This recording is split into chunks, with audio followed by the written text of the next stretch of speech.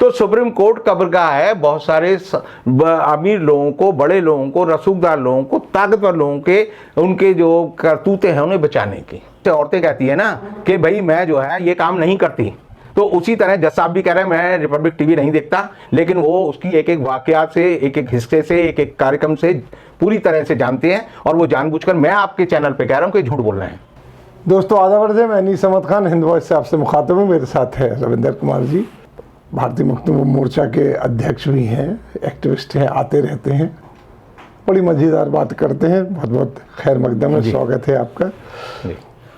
आप वकील हैं, तो आप बताइए कि आजकल कोर्ट कचहरी की अपनी वैल्यू कर रही है कि क्या हो रहा है? कि पीछे तो प्रशांत भूषण ने कह दिया था कि हम जेल भेजिए, हम 1 रुपया भी नहीं देंगे, 2 रुपया नहीं, मतलब माफ़ी नहीं मांगी उन्होंने आखिर में। जिस तरीके से वो मान गए, 1 रुपया लगाया बड़े मुश्किल से। अब वो कॉमेडियन है, stand up comedian Kunal Kamra, उनके ऊपर भी ऐसी कर दिया, तो उसने भी डंके की चोट पे कह दिया जी कि मैं कुछ नहीं करूँगा, मुझे जेल भेजिए, मैं माफ़ी नहीं मांगूंगा और मतलब ना जुर्माना भुगतूंगा, कुछ नहीं करूँगा मैं। तो ये हो क्या गया आखिर? जरा सी बात पे कंटेम्प्ट। पहले तो एक किसी के ऊपर कंटेम्प्ट चलता था तो बड़ा हंगामा होता है कि भाई कोर्ट ने कंटेम्प्ट चलाया उस आदमी को, उसकी अपने आप इज्जत बढ़ जाती थी। कुणाल कामरा की इज्जत बढ़ गई है क्योंकि वो कह रहा है कि अच्छा वैसे मशहूर है, स्टैंड अप कॉमेडियन है, वो पहली बार नहीं हुआ, एक बार एयरलाइंस ने उसको मना कर दिया था। तो ये हो क्या रहा आखिर? जुडिशरी कहाँ जा रही है? देखिए, सबसे पहले तो ये समझिए कि स्टैंड अप कॉमेडी होती क्या है। स्टैंड अप कॉमेडी होती है जिसमें आप जो है खड़े होकर सामने आमने जो है सवाल जवाब कर रहे हैं, सवाल जवाब करते हो, मजा ही हो। जैसे हम जो बात कर रहे हैं ये भी एक सिटिंग कॉमेडी है। तो स्टैंड अप कॉमेडी होती है जब आप आमने सामने जो है सवाल जवाब देते हैं। और दूसरी बात जो आपने कहा कि भाई अदालत को अपनी अवमानना की अगर चिंता होने लगे, तो मुझे एक जब मैंने पढ़ा तो उसी समय में एक फिल्म देख रहा था, वक्त, उसमें सीन चल रहा था, राजकुमार जो है रहमान को कहता है चिनार शेठ जिनके घर शीशे के बने होते हैं बड़ा मशहूर, उन्हें दूसरों पे पत्थर नहीं फेंकने बड़ा मशहूर डायलॉग कि अगर आप पत्थर फेंकेंगे तो सामने वाला भी फेंकेगा, और दरअसल होगा क्या कि आपकी इमारत जो है चकनाचूर हो जाएगी। तो जो कुणाल कामरा का मामला है, अगर हम उसे देखें तो जो जिस तरह से सुप्रीम कोर्ट ने अर्नब गोस्वामी की पिटीशन को सुना, पहले तो डली और एकदम एडमिट हो गई, उसके बाद सुना गया और फैसला हो गया। तो जैसे ही जब फैसला आया तो मेरे दिमाग में एक ही बात आई कि एक ऐसा डॉक्टर है कि अगर चंचूड़ अगर डॉक्टर होते तो ये अगर कोई जाता कहता मेरी आंख में दर्द है, कहते कि तेरी किडनी का ऑपरेशन कर देता हूँ। तो जज और डॉक्टर बड़ा जो है जहीन होना चाहिए कि वो गया तो ये कहने था कि ये जो मुझे जो बंद किया गया है इस मामले में मुझे बेल दो, क्योंकि मेरे ऊपर आरोप है कि मैंने 2 लोगों को आत्महत्या के लिए उकसाया है। लेकिन जज साहब ने कहा कि नहीं, ये तो प्रेस की स्वतंत्रता की बात है, नागरिक अभिव्यक्ति की बात है, और वो दूसरे मुद्दे पर चले गए। और उस पर कोई फैसला नहीं दिया उन्होंने। मैं तो कह रहा हूँ आपकी, मैं गया मरहम पट्टी कराने, उसे कहा तेरी किडनी खराब है, आप भी ऑपरेशन कर देता हूँ, और वो थमा भी दिया उन्होंने वो नुस्खा अपना। और दूसरी बात आप देखेंगे कि जो ये पूरा वाकया है, ये जिस ढंग से कोर्ट की वो चली, मामला चला, तो मेरे जैसे आदमी की जो स्वाभाविक प्रक्रिया थी या स्वाभाविक प्रतिक्रिया थी वही पूरे हिंदुस्तान के लोगों की थी, जनमानस की थी, कि जैसे कि कुणाल कामरा ने आवेश में या सोच समझकर, मैं नहीं कहूँगा आवेश में, सोच समझकर उन्होंने अपनी टिप्पणी दी। और टिप्पणी सुनकर मुझे भी बड़ा अजीब इसलिए लगा कि जज साहब कह रहे हैं मैं रिपब्लिक टीवी नहीं देखता। अगर आप रिपब्लिक टीवी नहीं देखते तो आपको कैसे पता कि ये जो अर्नब गोस्वामी कौन है, अर्नब गोस्वामी पे अत्याचार क्यों हो रहे हैं? इसका मतलब यह है कि जैसे औरतें कहती है ना कि भाई मैं जो है ये काम नहीं करती, तो उसी तरह जज साहब भी कह रहे हैं मैं रिपब्लिक टीवी नहीं देखता, लेकिन वो उसकी एक एक वाकयात से, एक एक हिस्से से, एक एक कार्यक्रम से पूरी तरह से जानते हैं। और वो जानबूझकर मैं आपके चैनल पे कह रहा हूँ कि झूठ बोल रहे हैं कि वो रिपब्लिक टीवी नहीं देखते, क्योंकि रिपब्लिक टीवी नहीं देखते। ये ऐसे ही है जैसे हम पाकिस्तान को गरियाते रहते हैं और कहें कि जब हम पाकिस्तान के टीवी नहीं देखते, लेकिन ये हमारे बारे में गलत सलत खबरें डालते हाँ, तो रहते हैं। कैसे पता आपको गलत सलत डाल रहे हैं? वो 2 लड़कियों का किस्सा है कि 2 लड़की बैठी हुई फिल्म देख रही थी। एक बोली, जब हाय अल्लाह, ये लड़के इतने बदतमीज होते हैं कि जब भी हम कोई बात करते हैं ना तो इनके कान खड़े हो जाते हैं। तो दूसरी लड़की बोली, हाय अल्लाह, उसे कान कहते हैं। तो ये सारी बात जो है, जान के अनजान बनना और फिर कहना कि हम न्याय करेंगे, तो ये सारी बात जो है अब तक की जो सुप्रीम कोर्ट की करतूतें हैं उनको बताता है। कि क्या बताता है? आपको मैं याद दिलाना चाहूँगा, सुप्रीम कोर्ट में एक बहुत बड़ी कब्रगाह है, कब्रिस्तान है, जहाँ केसों को दफन किया जाता है। आपको मैं याद दिलाना चाहूँगा कौन कौन से केस उन्होंने दफन किए। एक केस था, आपको याद होगा, जब अमर सिंह जिंदा थे 2003-4 में, कि अमर सिंह की टेपें थी, हाँ। हीरोइनों के साथ बातचीत बड़ी... उसको सुप्रीम कोर्ट ने कहा आप इनको जारी नहीं करेंगे। फिर आई राडिया टेप्स जी, राडिया टेप्स में ये था कि कैसे सरकार बनेगी, कैसे क्या होगा, और रतन टाटा के होमोसेक्सुअल रिलेशन कैसे थे, और नीरा राडिया कैसे लड़कियां सप्लाई करती थी। सुप्रीम कोर्ट ने कहा आप इनको जारी नहीं करेंगे। तो सुप्रीम कोर्ट कब्रगाह है बहुत सारे अमीर लोगों को, बड़े लोगों को, रसूखदार लोगों को, ताकतवर लोगों के, उनके जो करतूतें हैं उन्हें बचाने की। इसी तरह आप देखेंगे सुप्रीम कोर्ट को कभी भी ध्यान नहीं आया कि वो संविधान की रक्षक है। जब लोगों ने कहा कि भाई नोटबंदी हुई थी और नोटबंदी के बाद डिमोनेटाइजेशन का केस डले, आज तक उन केसों का फैसला नहीं आया। 4 साल हो गए हैं, फैसला नहीं आया।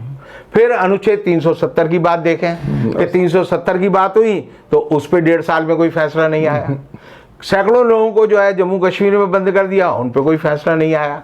फिर आप देखेंगे भीमा कोरेगांव वाला मामला हुआ कि सुधा भारद्वाज, वरवर राव और दूसरे लोगों को बंद कर दिया और उनको अपील तक नहीं मिल रही। और जब उसकी अपील लगाई गई स्टेन स्वामी के लिए कि भाई ये आदमी जो है तो पूरी तरह से इसके हाथ पांव कांपते हैं, ये जो है अल्जाइमर का पेशेंट है और ये जो है अपना रोज का खाना पीने का काम भी नहीं कर सकता, इसकी सुनवाई जल्दी हो।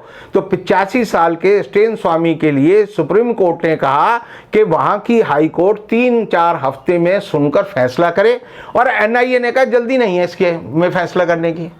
तो जल्दी का और अगर देर का जो रास्ता है अगर वो पुलिस वाला ही बताएगा तो अदालतों की ज़रूरत क्या है। तो इन अदालतों ने इतने बड़े बड़े पाप किए हुए हैं कि लोग जो है, आप एक कहेंगे कि भाई इसकी नागरिक स्वतंत्रता जो है खतरे में है, लोग धड़ाधड़ करके जैसे गूगल सर्च आता है वैसे लोग हजारों लोगों के नाम बता देंगे कि इन्होंने जो है किस किस को जो है 800 दिनों से जो है जमानत नहीं थी। अभी एक किस्सा आया हाफिज सुल्तान का, जो कि जम्मू एंड कश्मीर नरेटर नाम की एक मैगजीन निकालते थे, वो 800 दिन से बंद है जी, और उनकी सुनवाई नहीं हुई। कोर्ट कहती है जल्दी क्या है, 8 दिन में कोर्ट कहती है जल्दी क्या है। नवलखा की जमानत की बात चली, जैसे ही नवलखा को दिल्ली हाई कोर्ट में इंटरिम जमानत पे बहस हो रही थी, तुरंत उनके केस को ट्रांसफर कर दिया, नहीं ये जबरदस्ती उठा के ले गई उन्हें और तिजोला जेल में बंद कर दिया। तो इस देश में मुझे लगता है कि 2 तरह के कानून हैं। जैसे कि आप देखेंगे जॉर्ज ऑरवेल ने, जिन्होंने एनिमल फॉर्म लिखा था, उन्होंने बड़ी दिलचस्प बात कही थी जो मैं पढ़ता हूँ और मैं खुश होता हूँ और मुझे रोना भी आता है कि देश के बारे में बिल्कुल सच बात कही है कि some are equals and some are more equal. कि हिंदुस्तान में सब आदमी, हमारा संविधान कहता है all citizen of India are equal, but some are more equal. उनमें जो है अर्णव स्वामी नंबर 1 आता है, क्योंकि उसके लिए ऐसा एक वकील है जो NKP साल्वे का लड़का है। वो साल्वे जी होते हैं, वो जब आप देखेंगे कि थिप्से एक जज थे जो कि सलमान खान को हिट एंड रन केस में जो है मामला सुनवा के बहस सुनकर फैसला देने वाले थे, तो उन्होंने कहा कि आप जो है अगर अपनी हाई कोर्ट से जमानत का इंतजाम कर सकते हो तो तब तक मैं अपना जजमेंट नहीं सुनाऊंगा। और उन्होंने जो है कहा कि भाई मैं नहीं सुनाऊंगा। उनके वकील भागे भागे हाई कोर्ट गए, वहाँ के गलियारे में जो है साल्वे साहब बोले कि मैं घूम रहा था, इन्होंने कहा जी आप मेंशन कर दो, मैंने मेंशन कर दिया, हाई कोर्ट ने उसे बेल दे दी। हाई कोर्ट ने बेल दे दी तो वो सलमान खान जो है जेल जाने से बच गए। बाद में पता चला कि वही जो है सलमान खान उस केस में हाई कोर्ट ने कहा सारे सबूत गलत हैं, सारे गवाह गलत हैं, सारी बातें गलत हैं, ये जो 5 लोग ये जो मरे हैं, ये मरे तो जरूर कुचल के हैं, लेकिन उस दिन जो है कोई कार्रवाई नहीं थी, कोई सबूत नहीं है कि सलमान खान ने शराब पी रखी थी और वो बरी हो गया। तो इस देश में कानून का मजाक जो है अगर आप उड़ाते हैं तो उसमें बड़े वकील का नाम जरूर आता है। जैसे कि अब जो है बार बार आप देखेंगे साल्वे जी का नाम आ रहा है, साल्वे जी का नाम आ तो रहा है। साल्वे जी का नाम आ रहा है, तो साल्वे जी के अगर मैं खाई खोदने लगूंगा तो पता चला कि जो दूसरी उन्होंने अभी पत्नी को त्याग देके हाँ, शादी की त्याग करके जो है अपनी शादी की है, त्याग किया है उन्होंने पत्नी का। यही इतिहास जो है सुप्रीम कोर्ट के जज का मिलेगा, उनकी भी दूसरी पत्नी है। तो ये एक कड़ी जो है, कड़ी में कड़ी जोड़ते रहेंगे तो कहीं की कहीं निकलेगी। और ऐसी बात में जितनी बात भी हम कर रहे हैं तो लोग कहेंगे जी आप अदालत की अवमानना कर रहे हैं। जी जी। तो ऐसे में मुझे एक किस्सा याद आता है जो कि अरेबिक जगत का बहुत फेमस एक किस्सा है। उसका नाम है पाजी काजी। काजी होता है जो न्याय करता है, पाजी है, तो उसका शीर्षक है पाजी काजी। जी। वो क्या है कि एक काजी था, बड़ा घूसखोर था, बड़ा यानी बेहुदे फैसले करने के लिए मशहूर था। तो उसके बाद एक केस आया। केस क्या आया कि एक आदमी ने दूसरे आदमी को पैसे दिए, और इस्लाम में जैसे है कि जवान पर पैसे दिए जाते हैं, रुका नहीं होता, तो उसने पैसे दिए। वो जब आदमी पैसे लेने गया तो उस आदमी के घर जिसके यहाँ पैसे लेने गया वो बचने के लिए दौड़कर भागा और ऊपर छत पर चढ़ गया। छत से वो कूदा तो बगल के घर में कूदा, तो वहाँ जिस और पे गिरा वो एक औरत थी जो गर्भवती औरत थी, उसका जो इशू था, बच्चा था, वो गिर गया। जब गिर गया तो उसके पति ने और वो जिससे पैसे लेने थे दोनों ने उसे पकड़ा और बोले तेरे को काजी के पास ले चल रहे हैं। बोले हाँ जी काजी के पास ले चलो। जब वो ले जा रहे थे तो रास्ते में क्या हुआ कि एक आदमी का घोड़ा भाग गया अचानक। जब घोड़ा भाग गया तो जिस आदमी को ले जा रहे थे उसने लिया और एक पत्थर मारा खींच के, वो घोड़े की आंख में लगा, घोड़े की आंख फूट गई। घोड़े वाला बोला तूने मेरे घोड़े की आंख फोड़ दी। अब बाकी लोग बोले तुम भी काजी के पास चलो। जब वो थोड़े और आगे बढ़े तो एक गधा जो था पानी में फिसल गया था, तो 4-5 लोग उसको खींच रहे थे। तो सबने खींचना शुरू किया। ये आदमी जो पैसे लेने गया था, ये जो है इसने गधे की पूंछ पकड़ी और इसकी किस्मत खराब थी, वो पूंछ खींची तो पूंछ टूट गई। अब जब पूंछ टूट गई तो उसे कहा मेरे गधे की पूंछ तोड़ दी तूने। तो उन्होंने कहा तू भी चल काजी के पास। अब ये चारों लोग काजी के पास चले गए। काजी साहब के यहाँ सबने अपनी अपनी दरखास्त लगाई। तो वो जो आदमी जिसे पैसे लेने थे उसे पता था ये पाजी काजी है, बड़ा घूसखोर है, तो उसने उसे एक थैली सी दिखाई जिसमें पत्थर से लटके हुए थे। काजी समझा इसमें नोट है या सिक्के हैं, तो उसने कहा अब ठीक है। वो बड़ा खुश हुआ। उसने कहा हाँ भाई पहला केस लाओ। जब पहला केस आया तो उसने कहा जी क्या केस है तुम्हारा? उसने कहा जी मेरा केस ये है कि मैंने इसको पैसे दिए थे और ये मेरे पैसे नहीं दे रहा। तो जो उस आदमी ने वो दिखा दी थी अपनी थैली कि भाई मैं पैसे तो देने नहीं है। तो उसने कहा अच्छा तेरे पास कोई सबूत है? उसने कहा मेरे पास कोई सबूत नहीं है। बोला सबूत नहीं है तो तेरे पास 100 जो दिनार का मैं जो है जुर्माना लगा रहा हूँ। उस पर जुर्माना लग गया जिसे पैसे दिए थे। अब वो बड़ा दुखी। खैर दूसरे का केस आया। उसने कहा जी मेरी गर्भवती बीवी थी, अपने सहन में लेटी हुई थी, ऊपर से कूदा चोर और ये मेरी बेबी का जो है गर्भपात हो गया। तो उसने कहा अच्छा इसका भी फैसला कर देता हूँ भी। बोला भाई तू इसकी बीवी अपने घर ले जा, जब ये प्रेग्नेंट हो जाए तब इसके बाद वापस छोड़ दियो। उसने कहा तो मेरे घर को ही खराब कर रहे हैं काजी साहब। बोला काजी साहब नहीं। बोला नहीं तो 100 दिनार इसको दे। उसे फिर 100 दिनार दिला दी, 200 दिनार हो गए। फिर उसके बाद जो तीसरा आदमी आया, बोला जी मेरा घोड़ा भागा जा रहा था, उसकी से आँख फोड़ दी पत्थर मार के। उसने कहा अच्छा तेरा भी अभी न्याय कर देते हैं। उसने कहा इसकी घोड़े की दूसरी आँख निकालो और बाजार में ले जाओ, जो उसकी कीमत हो वो लगा लो और वो इसको दे दो। उसने कहा हट्टा कट्टा घोड़ा और बेकार हो जाएगा। उसने कहा हजूर ये तो मैं गलत कर रहे हो। बोला फिर 100 दिनार तू इसको और दे। तो उस चोर को जो है 300 दिनार मिल गए। अब जब चौथे का नंबर आया तो उससे पूछा हाँ भाई तेरा क्या केस है? उसने कहा जी मेरा केस कोई नहीं है, मेरा जो गधा था वो बिना पूछ के पैदा हुआ था। तो मैं तो कोई केस कर ही नहीं सकता, क्योंकि मैं कुछ भी बोलूंगा आप 100 दिनार का मुझ पर जुर्माना लगा दोगे। तो इस तरह का ये फेमस जो है केस है जो इतिहास में या किस्सों कहानियों में आता है। और आप समझेंगे कि ये जो न्याय हो रहा है ये कोड़िया न्याय है। ये ऐसा न्याय है कि अगर आप न्याय मांगने जाओगे तो जैसे कहते हैं ना कि रोजे वो नमाज बख्शवाने गए और रोजे गले पड़ गए। तो ये जो अदालतें हमारी ये बड़ी मजाक करती हैं। और कुणाल कामरा ने जो कहा है कि ना मैं वकील करूंगा, ना मैं दलील करूंगा, ना मैं कोई जुर्माना दूंगा, जो सज़ा होगी वो मैं भुगतने के लिए तैयार हूँ, तो और ना मैं अदालत के समय को ख़राब करूंगा, स्पेस उन्होंने वर्ड यूज़ किया है, तो समय को ख़राब करूंगा। तो कुणाल कामरा ने जो कहा है, अगर भगत सिंह ने भी आज से 100 साल पहले में आप जाएंगे तो भगत सिंह भी यही कहता था कि बहरी सल्तनत को जगाने के लिए मैंने विस्फोट किया है ताकि लोग जागें। और उसने कहा कि बड़े मजे से कि मुझे फांसी दो। और भगत सिंह का केस ऐसा केस है पूरी दुनिया में जिसमें पता चलता है कि भगत सिंह का जो वजन है फांसी के दिन तक बढ़ता रहा, क्योंकि उसे खुशी थी, उसे इस बात का गम नहीं था कि मैं देश के लिए कुर्बान हो रहा हूँ।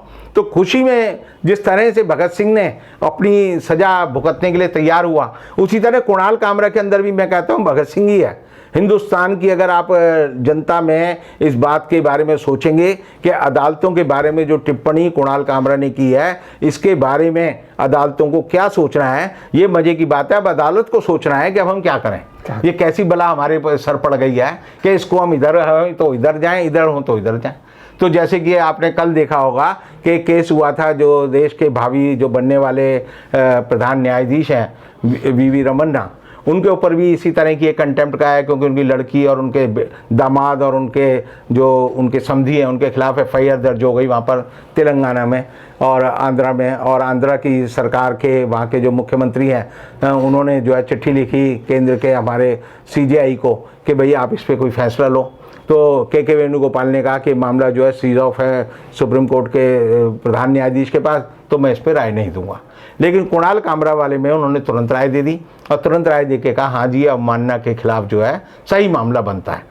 तो सही मामला बनता है, मुझे लगता है कि के वेणुगोपाल के ही अंदर भी कोई खुंदक है जो वो न्यायाधीशों के साथ में निकालना चाहते हैं और उन्हें सही मौका, सही आदमी, सही जगह और सही वाकया मिला है। और मुझे लगता है कि कुणाल कामरा के मामले में आने वाला समय बहुत दिलचस्प होगा और ऐसा होगा कि जिसके बारे में अगर हम कहें तो ये कह सकते हैं कि इस देश की अदालतों के बारे में फैज़ अहमद फैज़ की एक नज़्म है जी, जिस मुल्क में इंसाफ टकों पर बिकता हो, जिस देश में इंसाफ टकों पर बिकता हो, जिस देश का मुंशी काजी भी मुजरिम से पूछ के लिखता हो, जिस देश में जान के रखवाले कुछ जाने ले मासूमों की, जिस देश के आदिल बहरे हों सिसकी न सुने मजलूमों की, वो देश के हर एक नेता पर सवाल उठाना लाजिम है, वो देश के हर एक लीडर पर सवाल उठाना लाजिम है। तो कुणाल कामरा ने सवाल उठाए हैं और सवाल सही है और पूरा देश उनके साथ है।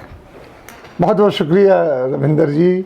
अगले अंक में फिर हाजिर होंगे रविंदर जी के साथ, तब तक के लिए दीजिए हमें इजाज़त।